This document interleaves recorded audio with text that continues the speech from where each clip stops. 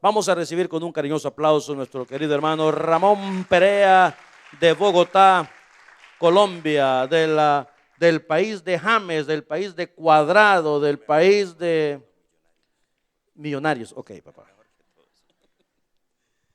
Buenas noches. Veía que algunos llegaron cansados hoy aquí al servicio. ¿Cuántos están cansaditos?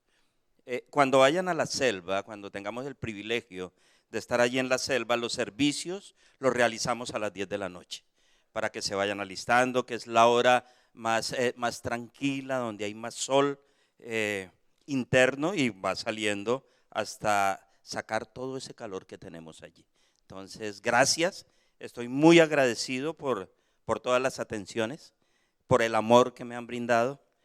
Sé que el Señor tenía un tiempo para poder venir acá y este era el tiempo. Gracias, de verdad, gracias a todos, gracias, pastor. Poca comida, pero bueno, ahí vamos avanzando. Solo una caja de donas anoche, bueno, vamos avanzando hacia lo que Dios quiere que se haga, pero vamos a hablar hoy de temas inherentes a la vida del cristiano, temas inherentes a procesos que tenemos en este andar con Cristo.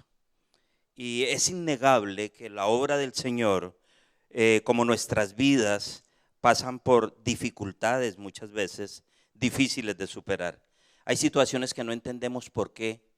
Hay personas que llegan y pensamos que nos van a hacer bien, pero causan gran dolor y gran tristeza en nuestras vidas. Hay actitudes que a veces no entendemos y Dios tiene la respuesta absolutamente a todo. Hablaba el pastor de leer la Biblia, de meternos en el manual. Cuando llegamos a una empresa y nos contratan, lo primero que nos hacen es darnos el manual que debemos tener para saber cómo comportarnos en esa empresa. Algunos llegamos a la vida cristiana y lo que menos leemos es el manual. Por eso a veces hay situaciones que no sabemos llevar, hay situaciones que no sabemos enfrentar, pero Dios es lo más maravilloso que puede existir sobre la tierra. Dios es un Dios que hace posible lo que para muchos es imposible. Y hoy quiero hablar de los enemigos de la obra. Hay enemigos de la obra tanto externos como internos. La obra del Señor por tiempos ha sido el centro de ataques internos y de ataques externos. Pero para remontarnos a mirar cómo actuar, qué hacer frente a un enemigo, tenemos que leer el manual. Y muchas veces, como le decía, no lo hemos leído. Hoy vamos a dar un paseo por el Antiguo Testamento. Entonces, por favor, tomen sus Biblias. Van a hacer un compromiso con el Señor hoy. Todos vamos a hacer un compromiso. No nos vamos a dormir. Si ustedes no se duermen, yo les prometo que yo no me duermo. ¿Ok? Entonces, vamos a avanzar, vamos a conocer y lo vamos a hacer rápidamente hasta llegar al personaje del cual deseamos hablar hoy. ¿Está bien? Vamos a ir avanzando, a ver si ustedes van captando hasta llegar a ver cuál es el personaje de la parte central del sermón, que solo lo sé yo. Entonces yo llevo toda la ventaja, ustedes entran perdiendo como un equipo. Dejémoslo así. No ahondemos más la herida, dice. Listo. Entonces empezamos en Génesis. Vamos a empezar en Génesis. Vamos a hacerlo de memoria, ¿está bien? El Antiguo Testamento y la Biblia, para algunos eruditos, es dividido en dos partes. Del capítulo 1 al capítulo 11, Dios trata con la humanidad en general, ¿está bien? Entonces vemos la Torre de Babel, el diluvio, todos estos temas del capítulo 1 al capítulo 11.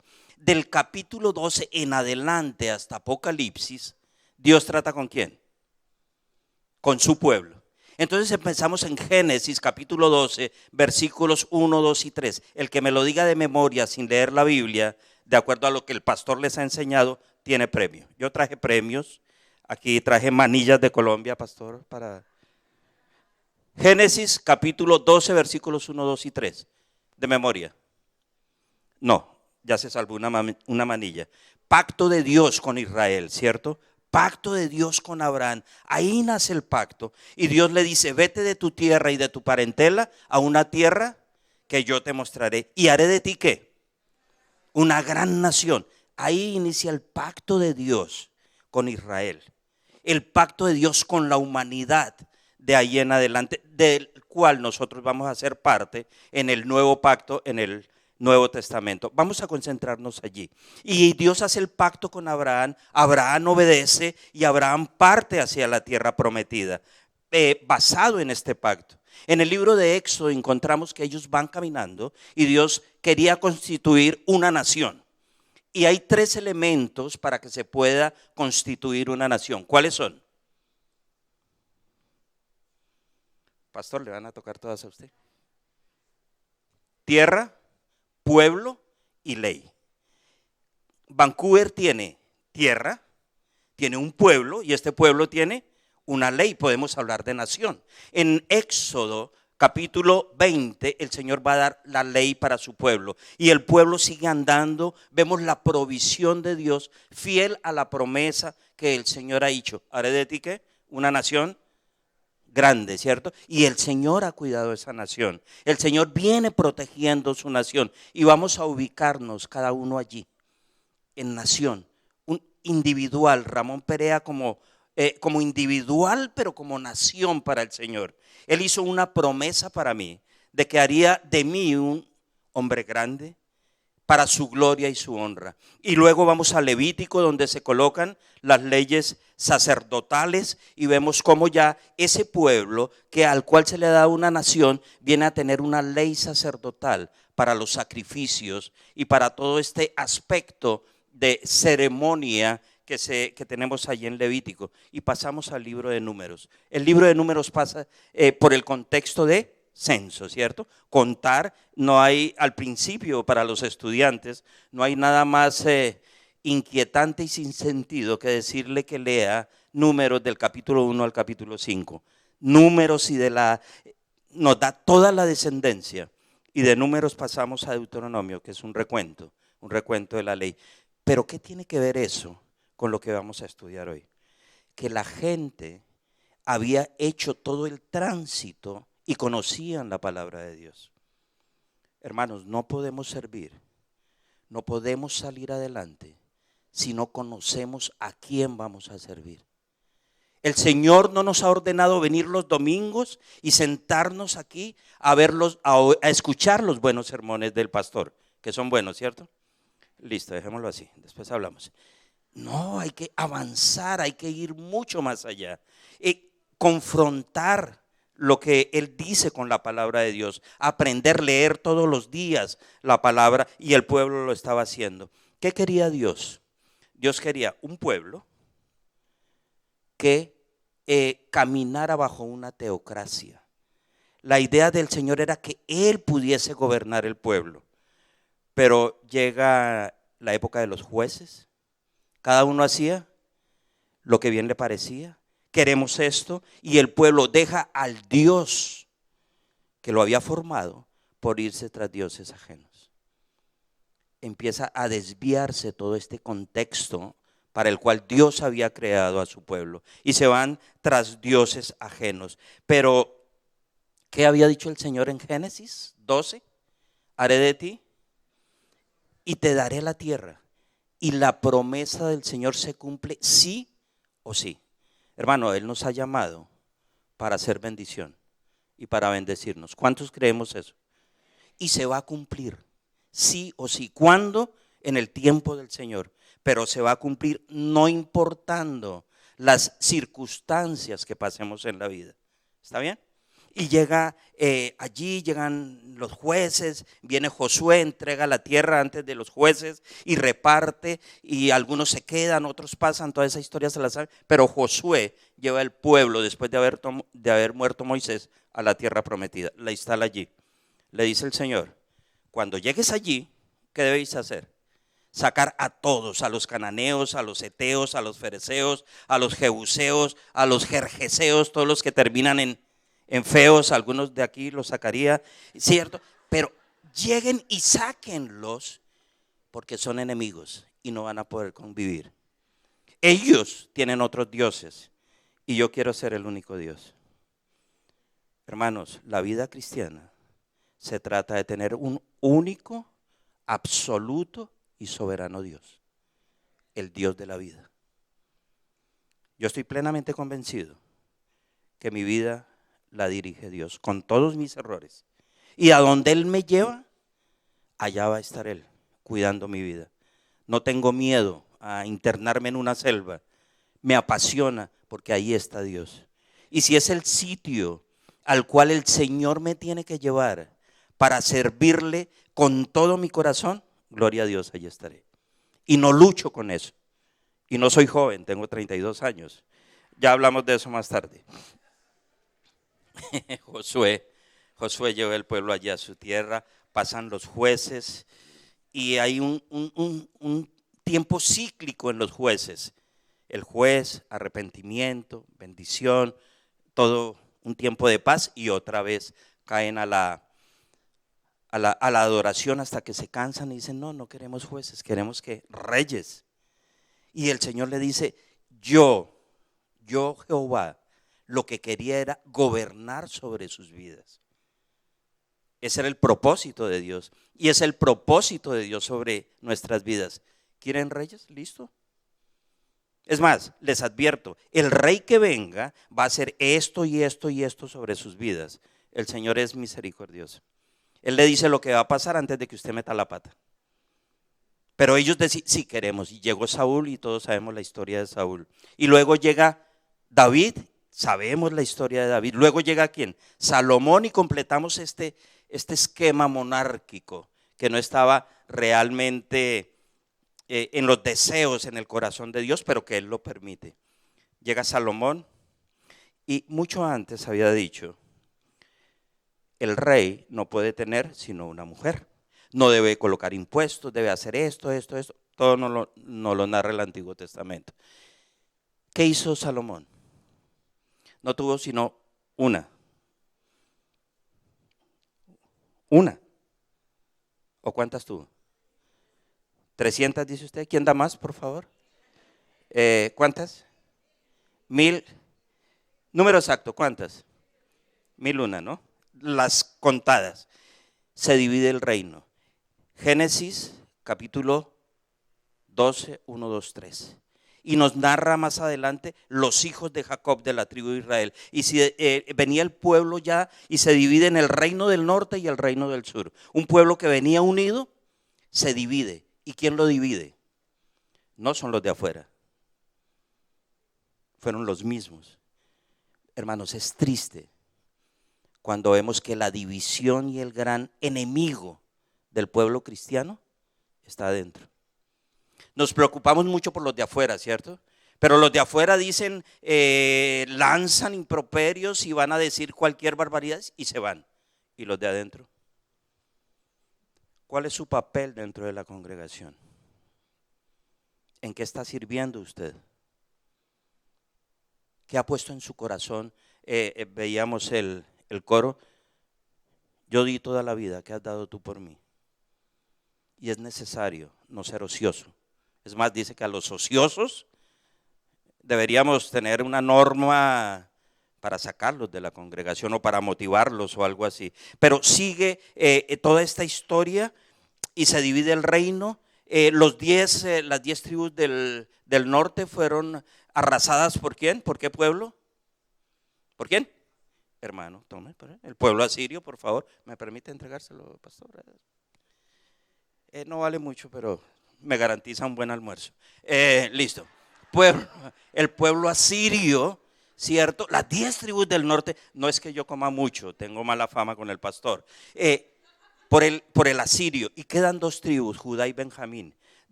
Perseveraron 100 años más en el Señor, pero al final el desvarío de ellos los llevó a la cautividad bajo el pueblo de, eso sí no tiene premio, Babilonia, y entran a la cautividad y están allí, ¿cuántos años? 70 años, ¿cierto? ¿Por qué 70 años? Un año por cada, ¿por qué? Había sido dada la orden antes, dejen descansar la tierra. Dios tiene todo totalmente sincronizado. Y ellos no dejaron descansar la tierra a las buenas. Les dijo, listo. No lo hicieron a las buenas. ¿Cómo lo van a hacer? A las mejores. Y las mejores son las del Señor. Por eso la cautividad de 70 años, cuando estudiamos ahí, tiene su respuesta anterior. Y bueno, vamos llegando a hablar de la persona que queremos hablar hoy. 70 años de cautividad. De esa cautividad regresa un remanente, porque el Señor había hecho una promesa en Génesis, capítulo 12, versículo 1, 2 y 3. ¿Cuál era la promesa? ¿Haré de ti qué? Una gran nación. Y el Señor cumple, hermanos. Hermano, no se preocupe si usted está sufriendo hoy, si tiene alguna angustia, si algo le atormenta. El Señor cumple lo que promete. Ahora, si no lo cumple aquí, vamos a estar en el cielo disfrutando con Él. No se preocupe por lo terrenal. Yo admiro a mi hermano, por lo que no tiene pelo igual a mí y todo eso, ¿no? Entender cómo él anda sonriente, todavía no he podido entender. Le dije a mi esposa, mira, hay un pastor aquí así, y no entiendo por qué él anda así, sabiendo que su cuerpo, este aparato físico no funciona bien, pero el gozo está en el corazón. Eso es de los que amamos al Señor, de los que vemos que aún somos útiles hasta el último instante en que el Señor nos utilice. Pero hay otros que andan derrotados y da tristeza.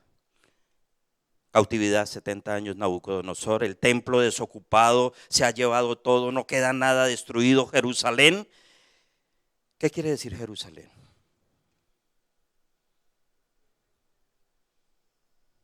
¿No? ¿Qué quiere decir Belén? ¿Tampoco? Vamos a dejarles hartas tareas aquí para el año entrante, así me tienen que invitar el año entrante. Sigamos. Obligatoriamente, pastor. Entonces, cautividad. En la cautividad, ¿qué aprendieron ellos? Que había un Dios, que les hacía falta. Se acabó la libación, no había aceite, no había nada. Ya no podían adorar todo había sido quitado y empezó a surgir allí profetas que predicaron en medio de la cautividad. Hasta que el Señor dice, yo hice una promesa y la va a cumplir. Y Él utiliza el decreto de Ciro y algunas otras situaciones para extraer a su pueblo de la cautividad en Babilonia. ¿Cuántas personas salieron de la cautividad en Babilonia? Tampoco. 49.909 personas certificados en la Biblia. Y vienen y el Señor va a utilizar a un hombre, utilizar en el buen sentido, para reconstruir su pueblo. ¿Utiliza a quién? A Esdras. Esdras es el reconstructor espiritual del pueblo de Israel. Se dice que Esdras era llamado para leer la palabra de Dios desde la mañana hasta el atardecer. Aquí en 2 horas ya están dormidos. Es más, llevamos 20 minutos y ya hay como 5 dormidos. ¿Se acuerdan de Eutico? Allí, que se cayó en la predicación. Si ve a alguien dormido, dígale, Eutico, despierte. Hágalo así, hermano. Eso no tiene nada, somos hermanos, no podrá disgustarse. Luego, ya que el Señor ha trabajado espiritualmente, mire todo el proceso que ha pasado, ¿cierto? Todas esas historias del Antiguo Testamento. Ya que el Señor lo ha sacado y restaura espiritualmente al pueblo, ahora sí lo va a restaurar políticamente. Nosotros necesitamos ser restaurados espiritualmente. Usted puede venir, servir, traer tinto, hacerle asado al pastor, lo que usted quiera. Pero si espiritualmente no ha sido restaurado, es muy difícil, es imposible que usted pueda agradar al Señor. Es necesario parar, decirle, Señor, aquí estoy, y permitir que el Señor restaure su vida. Cuando el pueblo ya estuvo restaurado, llega un hombre que Él va a utilizar para restaurar este pueblo políticamente. ¿Es quién? Nehemías. ¿Ok? Y vamos a ir al libro de Nehemías. Es el centro que congrega el tiempo que queremos tener hoy. Nehemías. Para los que están anotando, Jerusalén quiere decir princesa de paz. Belén, casa de pan. Cuando vemos allí el libro de Esther, ¿se acuerdan de Esther, Elimelech y todos estos? Que se fueron de la casa, tenían el pan en la mano y se fueron a buscarlo a otro lado. Pero esa es historia de otra predicación, de otro estudio. Nehemías. Nehemías traduce, a mí me gusta ver el origen de los nombres, porque cada nombre en la Biblia tenía un sentido. Y si ustedes se toman a la tarea de estudiar los nombres bíblicos y buscarles el sentido, se van a encontrar sorpresas. Ahí usted se llama Pedro. ¿Usted sabe qué quiere decir Pedro y por qué le pusieron Pedro? Y yo me llamo Ramón. Mi historia es peculiar. Casi nunca hablo de mí, sino cuando puedo. Ramón, cuando mi papá me vio, yo soy el único hijo varón entre 39 mujeres. Me gusta eso. Papá, senador de la República, gobernador del Chocó, los que conocemos Colombia, un puesto político muy alto, y donde iba, dejaba la simiente. Del matrimonio somos solo 4 hermanos, 3 hermanas y este servidor. Y el resto nacieron, él era muy responsable. A cada hijo le dejaba a su mamá, entonces no había problema. Muy responsable, tipo adecuado, ¿cierto? Yo soy el número 16 en toda esta línea. Claro, él cuando me vio dijo, se puso, yo era blanco todavía. No, mentira.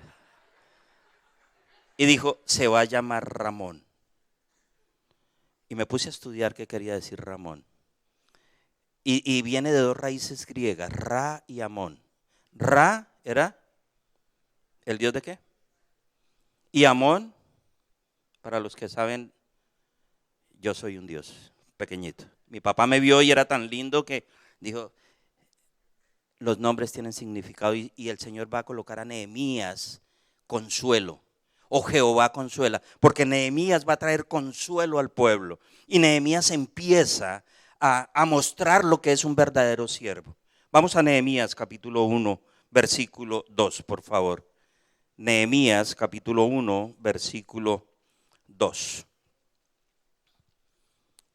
Dice el versículo 2, que vino a mí Ananí, uno de mis hermanos, con algunos varones de Judá, y les pregunté por los judíos que habían escapado, que habían quedado de la cautividad, y por Jerusalén. ¿Cuántos judíos salieron? Ya dimos el número, la cifra. ¿Cuántos? 49.909. Ok, habían salido. Nehemías era un hombre que se preocupaba por su pueblo. Hemos estado hablando con los pastores de nuestro hermano Tony. No lo conozco, lo conozco solo aquí, pero me impacta lo que está pasando con su vida. Y es inherente a esta familia preocuparse por sus hermanos.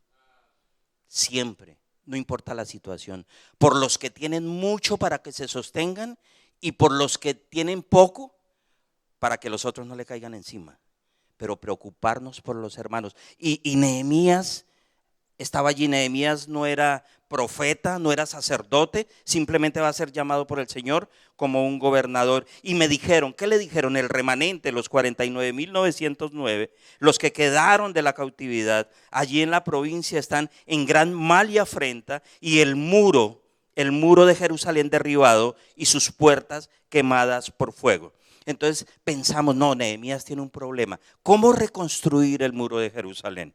Entonces ya sabemos la historia. Nehemías dura orando ¿cuántos meses? Antes de hablar con Altajerjes, que era el rey. ¿Nadie? Hermano, por favor, 4 meses. Perfecto. Gracias. Y ayunó y estuvo allí y se dolió y no le importó su vida con tal de hacer una obra por los hermanos. Y se dice que el gran temor de la gente era presentarse al rey con una cara triste, porque deberían estar siempre alegres. Nehemías era auténtico, hermanos, y se presentó a Artajerjes. Y Artajerjes lo ve y le dice, ¿qué tienes? Y él le dice, hermanito, el pueblo, mi pueblo, está en cautividad, están mal, yo quiero ir a apoyar. ¿Qué pasó? Que el rey le dice, listo, y no solo eso, le da cartas para que pueda pasar y provisiones, y dice, y por donde él vaya, denle paso. Y Nehemías va a hacer lo que el Señor le ha enviado a hacer. Pero él no contaba con algo que se va a presentar. Él sale, va y hace lo que tiene que hacer, reparte el trabajo y dice, vamos para adelante. Capítulo 4. Hay 3 personajes que quiero que les pido que tengan en la mente, por favor. Sanbalat, Tobías y Gesén el árabe. Porque en nuestras vidas y en nuestro alrededor y aún dentro de la congregación hay muchos Sanbalat, muchos Tobías y muchos ¿qué? Gesén el árabe. Y ellos son los que quieren poner la tranca en la rueda para que la obra no salga adelante o para que las vidas no caminen por donde deben caminar. Ahora, ¿se van a presentar? Sí. ¿Qué hacemos frente a esas situaciones? Nehemías conocía toda la historia, había leído todos los parámetros, sabía lo que es un Dios que opera, un Dios vivo, hermano. Yo creo que mi hermano, el pastor David y este servidor y los misioneros que están con nosotros podrían dar testimonio de ver la mano de Dios operando donde todo estaba perdido, donde no había salida. Y Nehemías capítulo 4, leamos. Cuando oyó Sanbalat era un samaritano. Los 3 pertenecían allí a este pueblo de Samaria, que sabemos algunos qué era lo que pasaba entre Samaria y Judea, ¿cierto? Que no podían pasar por Samaria, tenían que dar toda la vuelta, bueno, todo esto. Cuando oyó Sanbalat que nosotros ¿quiénes? Nehemías y el pueblo, ¿cierto? Edificábamos el muro, en vez de alegrarse, ¿qué hizo? Se enojó. Y es curioso porque hay muchos hermanos en la iglesia que cuando todo sale bien se ponen bravos. Y uno les dice, pero si vamos hacia adelante, ¿qué le disgusta? Que no me tuvieron en cuenta, que mi opinión no contó. Esa idea yo ya la tenía. Dicen, y se la había dado al pastor y el pastor me la copió. No aquí, sino en Bogotá. Eso es tranquilo. Y vemos toda esta situación. ¿Y qué hizo? Se enojó, se enfureció en gran manera e hizo escarnio. ¿Escarnio de qué? De los judíos. Empezó a hablar barbaridades de los judíos. Y no hay nada más maluco que un cristiano que hable mal de su iglesia. Si usted no está de acuerdo, hermano, por autoridad moral usted debe ir al pastor o a la persona con la que tiene un conflicto. Y si al final no le gusta nada, hermano, creo que Ontario está aquí nomás, ¿no? Allá hay más iglesias, los mandamos allí a la vuelta. Hermanos, valoremos este pueblo que el Señor nos ha dado, lo que Él nos ha regalado. Yo creo que estoy tan feliz aquí de ver el amor aquí, que espero que todo eso sea sincero. Seguro. Que espero que la comunión de ustedes interna sea sincera. Que el amor que ustedes dicen sentir por el pastor sea sincero. Porque se necesita, lo necesitamos como pastores. ¿Con quién nos quejamos? ¿Con quién hablamos? ¿A quién le contamos nuestros dolores? Una vez tuve una discusión pequeña con mi esposa y llamé a los diáconos. Tengo esta situación, casi me linchan. Mejor dicho, no me apedrearon pues porque yo corro más que ellos. Y entonces me tocó, ¿sí? Hermanos, compasión, amor, y todo eso lo tenía Nehemías. Pero los enemigos están allí. ¿Y qué hacer? Y dice el versículo 2, y habló delante de sus hermanos y del ejército de Samaria y dijo, ¿qué hacen estos débiles judíos? ¿Se les permitirá volver a ofrecer sus sacrificios? ¿Acabarán en un día? ¿Resucitarán de los montones de polvo de piedras que fueron quemadas? Hace 7 años tuve la grata experiencia, porque fue gratificante, de pasar por una división en la iglesia. Éramos casi 400 antes del pastor ir, ¿cierto? Antes de conocerme, creo. Y había un Sanbalat. No lo descubrimos. Este hombre dividió la iglesia. De 403 personas que éramos, quedamos 90. Ustedes no saben cómo duele eso. Y toca enfrentarlo al pastor. Y nadie se compadece. Y andábamos detrás porque que se le perdió las 100 ovejas de las que habló aquí el pastor. Y yo me fui no dejé las 99, me fui detrás de las 99. Y me olvidé del Señor. Me olvidé que la obra la hace ¿quién? Y que Él restaura. Y que Él es fiel. Y que Él hizo una promesa en Génesis, capítulo 12, versículo 1, 2 y 3. Y haré de ti una nación grande. Y la iglesia pudo crecer. Después de 6 años de sanar heridas, sanar corazones. Muchos no volvieron al evangelio. Pero esas personas y esos corazones, Dios se los cobrará a esa persona. Yo simplemente entregué en manos del Señor lo que tenía que entregar. Pero duele. Ojalá, hermanos, nunca en esta congregación eso se presente. Por favor, corazones limpios, transparentes, que podamos hacer la obra que el Señor quiere. Y dice que hizo el escarnio y estaba junto a este Sanbalat. ¿Quién estaba? Estaba Tobías. Y junto a Tobías estaba el otro. Y decían, Tobías dijo, ellos lo que están edificando, el muro, si subiera una zorra se caería. Menospreciaron no a Nehemías. ¿A quién menospreciaron? A Dios. Porque cuando usted siembra o edifica sobre una simiente fuerte, sólida, no hay absolutamente nada que lo pueda derribar. Cuando usted se va del evangelio, cuando usted sale por alguna cosa de la congregación, es porque su simiente no fue fuerte. Es porque no leyó la Biblia. Es porque no está sirviendo. En la iglesia le decimos, el que no sirve, no sirve. Y no sirve. Viene a ser estorbo, viene a criticar la corbata del hermano, los zapatos, el peinado del pastor, los hijos del pastor, porque todo es contra el pastor. Cuando todo va bien, ¿cómo vamos de bien en la iglesia, cierto, hermano? Pero cuando va mal, ese pastor que tenemos es que realmente, listo, dejémoslo allí. Pasemos al capítulo 6 y no me dieron sino 2 horas para esto, lástima. Quería, como en la selva, ahorita viene el fresco y nos traen tintico. Y ya saben que es tinto, entonces no hay problema. Capítulo 6 y aquí vamos a tratar de finalizar de una forma rápida. 3 hombres, ¿no? Sanbalat, Tobías y Gesén el árabe. Cuando el corazón está inquieto,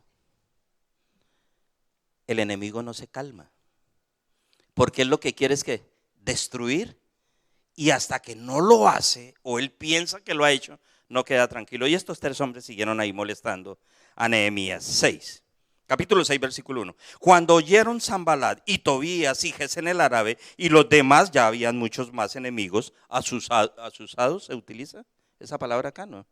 Alentados entonces, por estos hombres, otros, que yo había edificado el muro y que no quedaba en él portillo, aunque hasta aquel tiempo no había puesto las hojas de las puertas.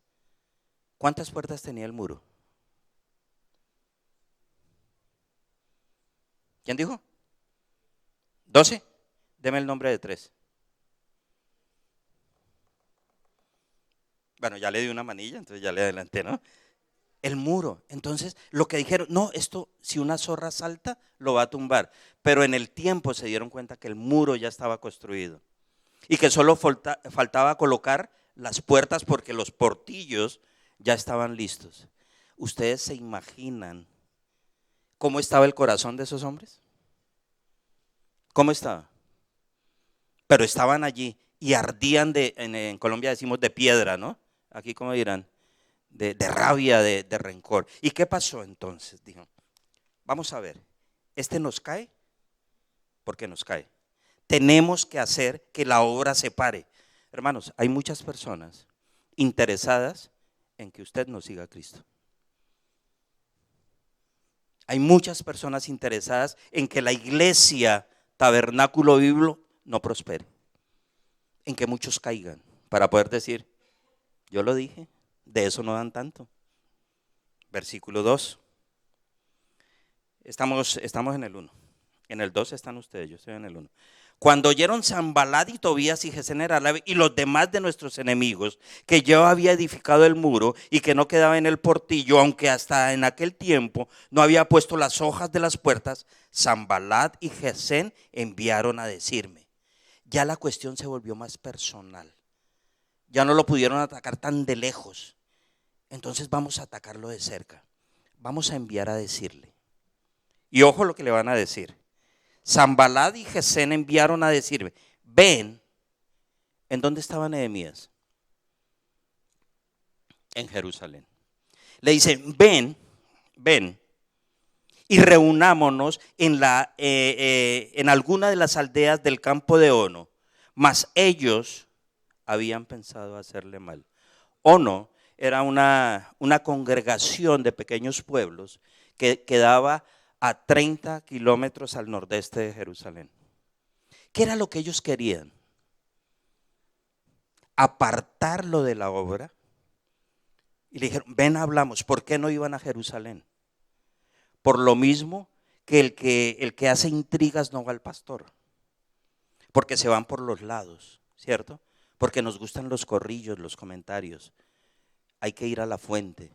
Pero el problema es que para ir a la fuente tenemos que tener toda la sabiduría, el conocimiento. ¿Qué les dijo Nehemías? No, a mí nadie me aparta de la obra. Hermanos, que nadie, ninguna circunstancia, ni económica, ni una enfermedad, ni familiar, los aparte de la obra para la cual los ha llamado el Señor. No importa lo que sea, hermanos, por favor, no dejen que el enemigo haga su obra, porque él vino a dañar y a destruir. Pero Dios vino ¿a qué? A dar vida. El enemigo viene a restar y a dividir. Y el Señor ha venido a sumar y a multiplicar. Una regla matemática simple. Ese es Dios. Y él dijo, no voy, ¿cierto? No voy. ¿Por qué? Porque él sabía que ellos le iban a hacer mal. Ahora la pregunta es, ¿por qué Nehemías sabía que ellos le iban a hacer el mal? Por las circunstancias, porque Dios le guiaba. El tema del Espíritu Santo y la obra del Espíritu Santo en la vida del creyente es eso, es mostrarnos, es llevarnos a tal punto que podamos entender cuando el enemigo quiera destruirnos. Versículo 3, y les envié mensajeros diciendo, no voy. Yo hago, noten este versículo, y ojalá lo colocaran en un mes de los que ustedes estudian y ponen un lema. Dice, y les envió mensajeros diciendo, yo hago una gran obra. Una gran obra. Hermanos, tuve el privilegio de estar mirando a los señores que hicieron la tarima, los hermanos del Ministerio de Misiones. Qué gran obra la que ellos hicieron. La pregunta es, ¿cuántos siquiera se dieron cuenta de que esto estaba allí? ¿O se dieron cuenta solo porque tropezaron? Cuando escuché de personas que dejaron su trabajo por una semana sin pago para estar ayudando en este congreso misionero. Eso es una gran obra, hermanos. Ustedes tienen una joya en sus manos y no dejen que nada la destruya. Y Nehemías sabía eso y él dijo, no voy a dejar para ir a estar con ustedes. No, y dice, y les dije y les envié mensajeros diciendo, yo hago una gran obra y no puedo ir, porque cesaría la obra dejándola yo para ir con vosotros. Nunca deje la obra del Señor, nunca la deje, porque el día que usted se da vacaciones espirituales, ¿cuántos se han dado vacaciones espirituales? ¿Sí se dan vacaciones espirituales aquí, pastor? Allá en Colombia, Colombia son más frescos, ¿no? Más tranquilos. Pastor, perdón, llamaba para anunciarle que durante 2 meses no voy a ir. ¿Por qué, hermano? No, voy a darme unas vacaciones. Al mes están llamando que tienen problemas con la mujer, con los hijos, y no aguantan los 2 meses porque cesó la obra. Se descuidaron los cimientos, descuidaron el devocional, la lectura, las casas de oración. Y aunque no crean, eso es lo que nos da fortaleza. Versículo 4. Enviaron a mí, a Nehemías, con el mismo cuento. Digo, cuento dice en mi Biblia, no sé. En mi Biblia dice con el mismo asunto, hasta 4 veces. La insistencia, hermanos. El enemigo insiste y él persiste y quiere estar allí. Enviaron hasta 4 veces. Y yo le respondí de la misma manera, un siervo fiel, un siervo que entiende los propósitos de Dios en su vida, un siervo que entiende que vendrán 10,000 o 20,000 contra mí, pero yo estoy con el Señor. Un siervo que entiende que la victoria es nuestra cuando nuestras vidas están en Cristo, que en Cristo somos, pero que eso no sea un tip cristiano, que no sea una molatilla, sino que sea una realidad en nuestras vidas. Porque realmente en Cristo somos más que vencedores. No. ¿Qué hacemos, hermano? Se reunieron. El tipo no viene. ¿Se acuerda como cuando confabulábamos contra alguien? No, perdón, eso es en Colombia. Estoy en otro país. No viene. ¿Qué hace? Hagamos algo. Tenemos una meta y es destruir esa obra. Y no viene. Versículo 5. Entonces Sanbalat. Es que es tan buena gente que le llamamos a decir Sanbalito. Envió a mí su criado para decir lo mismo por 5ª vez. Qué tipo tan cansón. Ahora, no venía solo. Dijo, esto solo no funciona. Vamos a mandar al criado con una carta abierta en su mano. Leemos el versículo de la Biblia que somos cartas abiertas, ¿cierto? ¿Qué quiere decir eso? Que la gente puede leer lo que nosotros somos. Este criado venía con una carta abierta. En ese tiempo, la costumbre era que las cartas viniesen selladas. Eso que vemos en las películas de Cubo Vadis y tal, y el sello, y en lacre y todo eso, las cartas eran selladas. La carta abierta la podía leer cualquier persona. Ahora, ¿qué decía la carta? ¿Quién me dice? No, sigamos aquí en la Biblia. ¿Qué decía? 6. En la cual estaba escrito, se ha dicho, se ha oído, y entre las naciones, mire, cuando a usted le dice, venga hermano, es que yo oí por ahí. ¿Eso qué es? Chisme. Gracias, hermano. Ahora, aquí no hay chisme. Yo estoy convencido, yo me voy tranquilo, aquí no hay chisme, eso es en Colombia. Debería haber una versión solo para acá, hermano. Ojo con el chisme, por favor. La ventaja de predicar la palabra del Señor es que no tenemos que adornarla. La palabra del Señor es real. Y en Santiago, cuando habla de la lengua, ahí podemos entender que sí hay chisme en la iglesia y que el chisme destruye. Pero ¿qué decía, cierto? En la cual estaba escrito, se ha dicho entre las naciones, y Gazmú es el mismo Sanbalat, pero en versión asiria. Es el mismo nombre, pero en versión asiria. Y Gazmú lo dice, que tú, Nehemías, y los judíos esos que están contigo, pensáis reveraros, y que por eso edificasteis el muro, con la mira, según esta carta, de ser tú rey. Hermanos, Nehemías solo quería ser un servidor. ¿Saben ustedes lo que significaba que llegara a oídos del rey que una persona quería quitarle el trono? La muerte. Ojo, la carta está aquí. Usted verá, chino. Así decimos en Colombia, no, paisano. Usted verá, chino, si no va, la ponemos a que lo lea.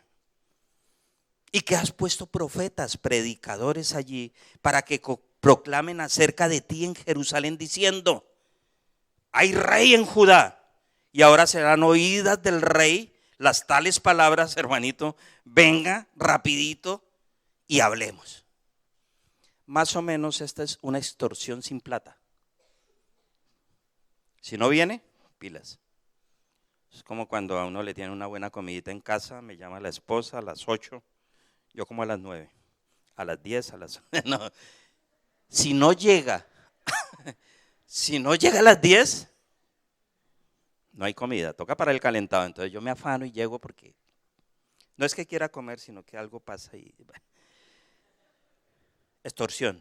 Nehemías, si usted no viene, publicamos lo que hay en la carta. Era grave la acusación. Usted quiere tumbar al rey, tiene unos profetas, venga. Pero Nehemías sabía con quién estaba. Y me gusta, me emociona todo esto, porque es ver un hombre de Dios que conoce a su Dios, que sabe el alcance de su Dios, enfrentado a un pueblo que él conoce, que conoce el alcance del pueblo, pero que decide por Dios. Y esa es la vida de un verdadero líder, decidir por Dios. No importando la circunstancia, hay que decidir por Dios, porque se trata de Dios y no de mí. Versículo 8, entonces envié yo a decirle: no hay tal cosa, como dices, sino que de tu corazón tú lo inventas. Nosotros sabemos lo que hacemos. Y cuando estemos actuando bien, quedémonos ahí. No le tengamos miedo a nadie. Y Nehemías le dijo eso. Me dijeron que hasta las 8:30 ya vamos. ¿Por qué? Versículo 9. Porque todos ellos me amedrantan diciendo: se debilitarán las manos de ellos en la obra y no será terminada. Ahora pues, oh Dios, ¿qué? ¿A quién clamamos? El pastor manda a todos a evangelizar, y cuando tienen un problema, el teléfono del pastor no deja de sonar. Pastor, ¿qué hacemos? ¿Qué hacemos? Y Dios. Se nos olvida que el dueño de la obra es ¿quién? Dios, que nosotros somos siervos útiles, pero que hay un Dios. Versículo 10. No nos funcionó tampoco lo de la carta abierta. No nos funcionó lo de ONU. Algo tenemos que inventar. Inventémonos otra, más fácil. Entonces, versículo 9. Versículo 10. Vine luego a casa de Semaías. ¿Ok? Semaías era hijo de un gran amigo de Nehemías. Ojo con las amistades. Ojo con quién o a quién le confiamos nuestros problemas, nuestras vidas. No todo el que dice Señor, Señor, entrará en donde. No todo el que dice que es cristiano, es cristiano. Acuérdense, allí ojalá puedan leer las cartas de Juan y mirar allí cómo se infiltran los falsos profetas, habla, pero los falsos cristianos. ¿A quién confiamos nuestros problemas? Y dice: y vine luego a casa de Semaías, hijo de esta señora, con este señor. Era de una señora y un señor, eso era normal en ese tiempo, ahora ya uno no sabe cómo es. Porque él estaba encerrado, el cual me dijo, ¿qué le dijo? Reunámonos en la casa de Dios dentro del templo. Miren el consejo. Reunámonos en la casa de Dios dentro del templo y cerremos las puertas del templo, porque vienen para matarte, Nehemías. Sí, esta noche vienen a matarte. Entonces, Nehemías, camine, encerrémonos en el templo. ¿Buen consejo? ¿Quién me dice? El que diga que sí. ¿Cuántos dicen que sí? Ahora, ¿cuántos dicen que no? ¿Por qué no? No. ¿Por qué mal consejo? ¿Quiénes eran los que podían entrar al templo? ¿Qué pasaba con el que no fuera sacerdote y entrase el templo? Era una profanación. Y esa profanación, ¿qué traía consigo? ¿Ok? Nehemías sabía la ley. Nehemías había leído la palabra. El gran problema que tenemos los cristianos es que no leemos la palabra, no escudriñamos todas esas verdades que hay ahí, que al final lo que van a hacer es mantenernos en pie y permitirnos dar soluciones. Listo, sigamos. Entonces él dijo: maestre, a ver qué hacemos. Cerremos la puerta del templo porque viene, sí. Entonces dije: un hombre como yo, que ama al Señor, que le sirve, que le conoce, ¿qué hará? ¿Ha de huir? No. ¿Y quién que fuera como yo entraría al templo para salvarse la vida? No entraré. Y entendí que Dios no lo había enviado, sino que ¿qué había pasado? Que hablaba aquella profecía contra mí porque Tobías y Sanbalat lo habían ¿qué? El Espíritu del Señor sobre Nehemías. Cuídate, entiende, discierne a quién mando, con quién te puedes reunir. Cuando él dice: no os unáis en yugo desigual, nosotros pensamos que es solo en matrimonio, pero es en amistades, en negocios, es en comida, en paz. No sé, hablo mucho de comida. Algo pasa. Ya son las 9, pastor. No. ¿Con quién nos unimos? Busquemos gente de Dios. En todas las situaciones. Nehemías lo sabía. Versículo 12. Entendí que Dios nos lo había enviado. Qué bueno que uno llegue al conocimiento pleno del Señor, que llegue a rechazar personas. No dice aborrézcanlas, sino rechácelas, porque no son enviadas de Dios. Versículo 13. Porque fue sobornado para hacerme temer así, y que pecase y le sirviera del mal nombre con que fuera yo infamado. Ahora, noten, Nehemías los descubrió. Y no solo a ellos, habían otros. ¿Qué hace Nehemías? ¿Y qué haría usted si descubre que hay enemigos que quieren que usted no siga en los caminos del Señor? ¿Qué hacemos si descubrimos que hay enemigos que quieren que esta iglesia no siga funcionando o que quieran destruirla? ¿Qué hacemos? Sí, orar, es que eso es tan espiritual. Somos muy espirituales a veces, ¿cierto? No, yo oro y le clamo al Señor, pero tengo una piedra. Digo, ¿qué hacemos? Mira, hay una solución sencilla. Versículo 14. Acuérdate, Dios mío, de Tobías y de Sanbalat. Conforme a estas cosas que me hicieron, también acuérdate de Noadías la profetisa y de otros profetas que procuraban infundirme miedo. Señor, tómalos. Yo no puedo. Y tenemos que ser honestos. A nosotros nos gana el rencor y nos gana muchos sentimientos que pertenecen a la carne. El único que lo puede hacer es Dios. Si usted hoy tiene a alguien o alguna situación que está incomodando su vida y que no permite que usted tenga una perfecta comunión con Dios, entréguesela al Señor.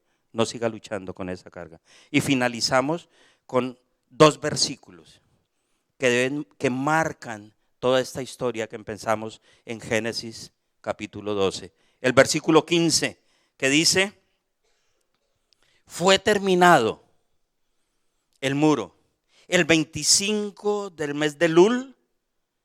¿En cuántos días? El mes de Elul corresponde en el calendario hebreo a agosto, septiembre, porque en ese tiempo los meses se contaban de 15 a 15, de un 15 a otro 15, entonces abarcaba todo eso. ¿Cuántos días? Según los estudios y todo lo que se ha hecho frente a esa construcción, debería demorarse, con la cantidad de personas que tenían, 140 días.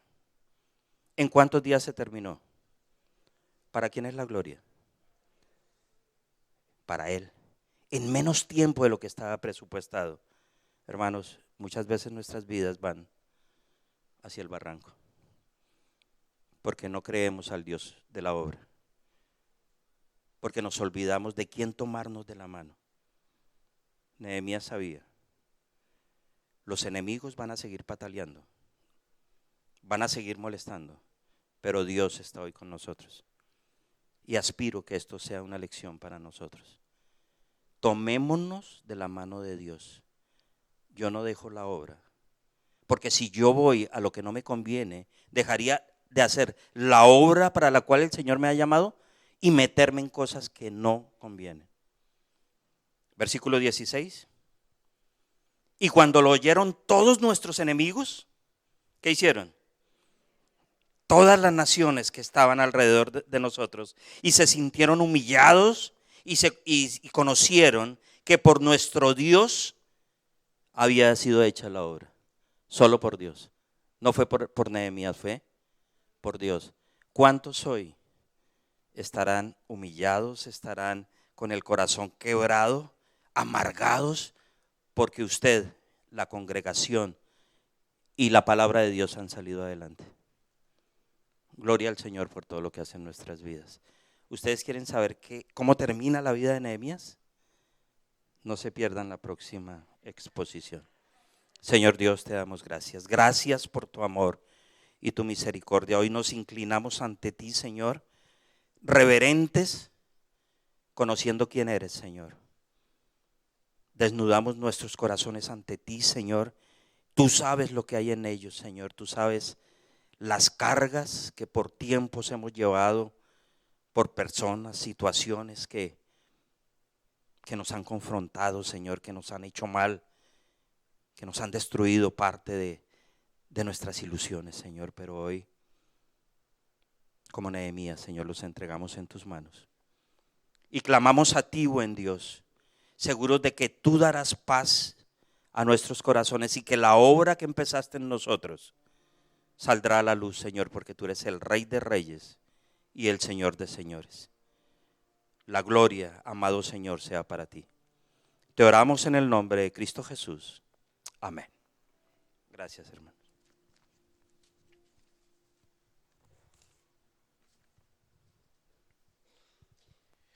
Muy bien, mis amados hermanos, que la paz del Señor les acompañe, que Dios me los bendiga. No olviden el resto de las actividades, el resto de la semana y el domingo. Hermanos, tendremos ese mensaje evangelístico por el gran predicador Joel Marsh. Gracias por el estudio esta noche, mi querido hermano Ramón. Que Dios me los bendiga, mis amados. Bendiciones para todos.